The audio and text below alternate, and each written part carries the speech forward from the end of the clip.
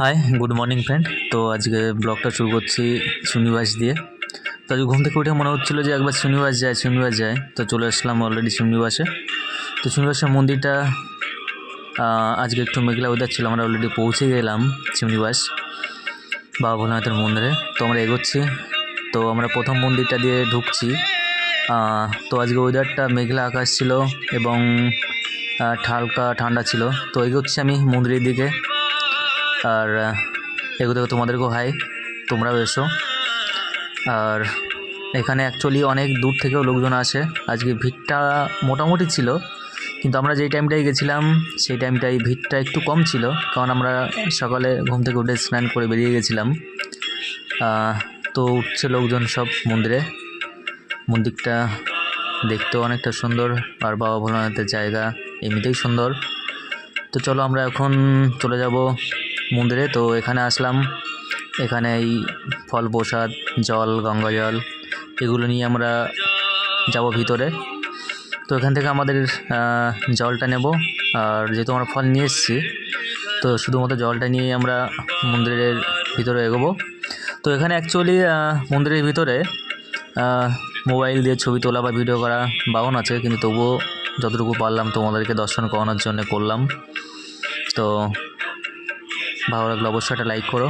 আর দেখো অনেকে পুজো করছে, মনের আশা জানাচ্ছে বাবা ভোলানাথের কাছে। এবার লাইন দাঁড়ানোর পালা। তো চলো লাইনটা দাঁড়িয়ে পড়ি। সামনে মোটামুটি লোকজন আছে, 2-4 জন আছে সামনে, কিন্তু ভিতরটায় লোকজন আছে।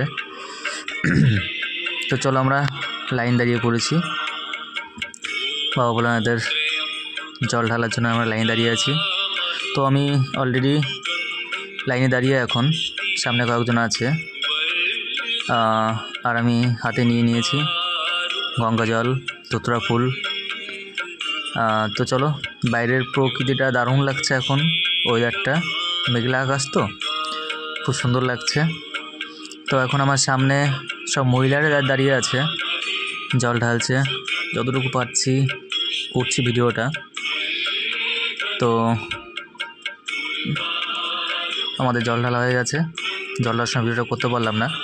বাইরে এসে আমাদের আশীর্বাদটা হচ্ছে সবথেকে বড় জিনিস এখানকার। তো আমার সামর্থ্য অনুযায়ী যতটুকু পেরেছি ওনার কাছ থেকে আশীর্বাদটা নিয়েছি আমি। তো এটাই হচ্ছে সবথেকে বড় একটা মূল্যবান জিনিস, যেটা এনাদের আশীর্বাদ অনেক কিছু, অনেক বড় জিনিস। তো এবার আমাদের বাড়ি যাওয়ার পালা প্রায়। তো এই সাইডটা একজন বাকি ছিল, ওই সাইডটায় একজন বাকি আছে, তাই ওনাকেও দিয়ে আসলাম, ওনার কাছ থেকে আশীর্বাদ নিলাম। তো এবার আমাদের বাড়ি যাওয়ার পালা। তো মেঘলা আকাশ একবার দেখাচ্ছি সবাইকে। তো চলো এবার তোমরা সব ভালো থেকো, তোমরা সময় করে এসো বাবা ভোলানাথের কাছে। জয় শিব শম্ভু, হরে হরে মহাদেব। ভালো থেকো সবাই, বাই।